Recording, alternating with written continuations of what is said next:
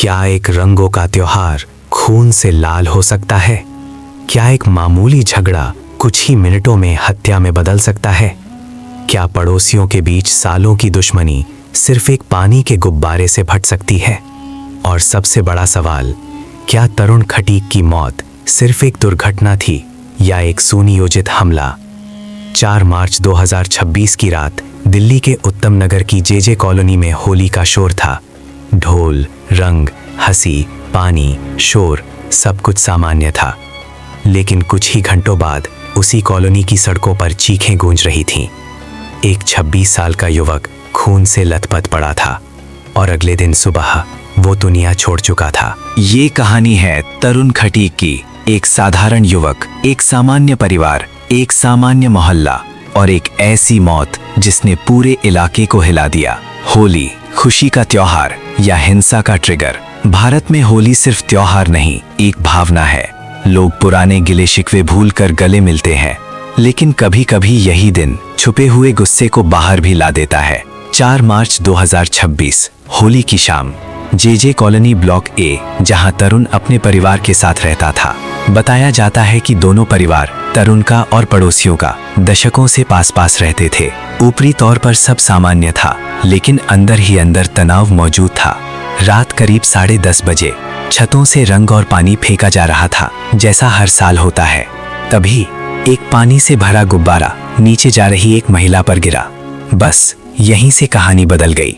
एक गुब्बारा और शुरू हुआ विवाद। जिस महिला पर पानी गिरा वो पड़ोसी परिवार से थी। रंग या पानी का गिरना होली पर आम बात है, लेकिन इस बार प्रतिक्रिया अलग थी।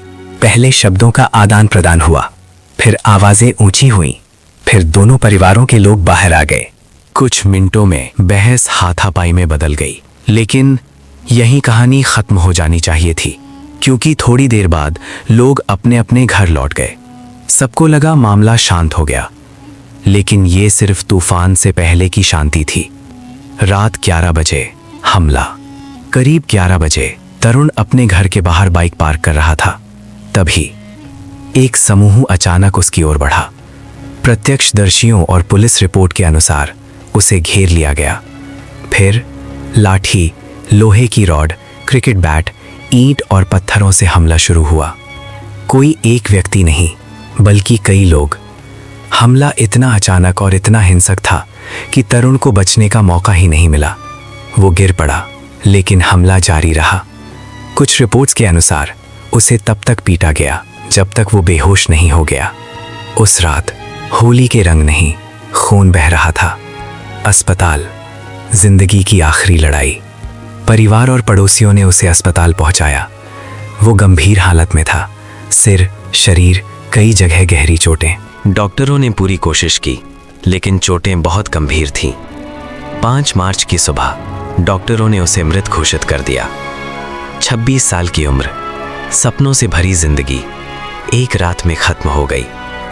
तरुण कौन था? तरुण कोई अपराधी नहीं था, न कोई गैंगस्टर, न विवादित व्यक्ति। वो एक सामान्य युवा था। डिजिटल मार्केटिंग की पढ़ाई कर रहा था, परिवार के साथ रहता था। उसके माता पिता के लिए वो सहारा था, दोस्तों के लिए हंसमुख साथी और पड़ोस के लिए एक साधारण लड़का। लेकिन अब वो सिर्फ एक केस फाइल बन गया।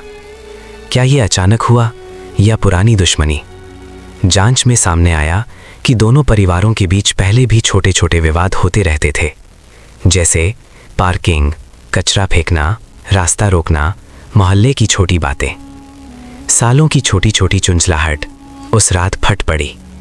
यानी गुब्बारा सिर्फ बहाना था, असली वजह शायद बहुत पुरानी थी। पुलिस कार्रवाई। मामला हत्या में बदल चुका था। दिल्ली पुलिस ने तुरंत छापेमारी शुरू की। कई आरोपियों को गिरफ्तार किया गया, कुछ वयस्क, कुछ नाबालिग। मुख्य आरोपियों में पड़ोसी परिवार के कई सदस्य शामिल बताए गए। समय के साथ गिरफ्तारियों की संख्या बढ़ती गई, लेकिन यहाँ कहानी खत्म नहीं हुई। बुलडोजर कार्रवाई, नया विवाद।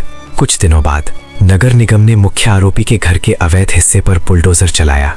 ये कदम बेहद विवादित रहा, क्योंकि सवाल उठा, क्या ये कानूनी कार्रवाई थी या जनता के गुस्से को शांत करने की कोशिश? आरोपी परिवार ने अदालत का दरवाजा भी खटखटाया। इलाके में तनाव। हत्या के बाद पूरे क्षेत्र में तनाव फैल गया। प्रदर्शन हुए, कैंडल मार्च निकले, कुछ जगहों पर हिंसा भी हुई। पुलिस ने भारी बल तैनात किया। एक युवक की मौत पूरे इलाके की शांति छीन चुकी थी। परिवार की मांग, सीबीआई जांच। तरुण के परिवार ने कहा कि उन्हें स्थानीय जांच पर भरोसा नहीं है। उन्होंने उच्च स्तरीय जांच सीबीआई की मांग की। परिवार का आरोप था कि हमला बहुत सुनियोजित था। उनका दर्द सिर्फ न्याय नहीं, सच जानना भी था। क्या भीड़ की मानसिकता जिम्मेदार थी? ये घटना हमें एक खतरनाक सवाल पूछने पर मजबूर करती है।